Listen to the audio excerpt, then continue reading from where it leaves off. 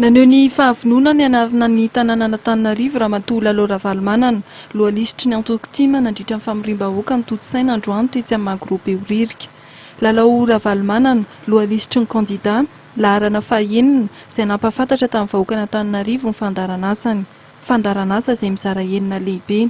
Anome lanja manokana amin'ny vahoaka Antananarivo, anao mangarara amin'ny fitantanana, ametraka tanàna mendrika sy madio ary milamina ao anatin'ny fikajiana ny tontolo iainana.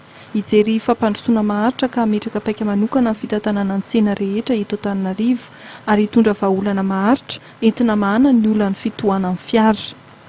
Volona hitondra vahaolana maharitra sy mahomby anarenana aingana sy ampandrosoana maharitra ary indrindra anomezana modely ity renivohitra malalantsika menakavy.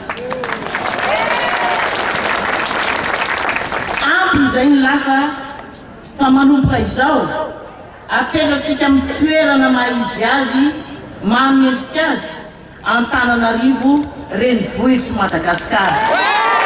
Nanatrika ny lanonana teny Magrobeoririka ihany koa ny filoha nasionaly ny Antokotimo Andriamatoa Marc Ravalomanana nambara mifamiainga amin'ny komina ny fampandrosoana vonona ny dimy ny hitondra ny traikefa ary efa misy ihany koa mpamatsy vola no hanantetika asa-pampandrosoana entin'izy ireo. Tsy vita ho azy io fa tsy maintsy manana fitsipika mba manana disiplinina personnel ary indrindra ho modely ny hafa. Tsy maintsy modely ireo alaitahaka ka izany ao koa ataontsika aloha iny. Ny azo toerany ben'ny tanàna betsaka no fanamby apetraky ny Antokotimo amin'ny fifidianana ben'ny tanàna sy mpanolo-tsaina.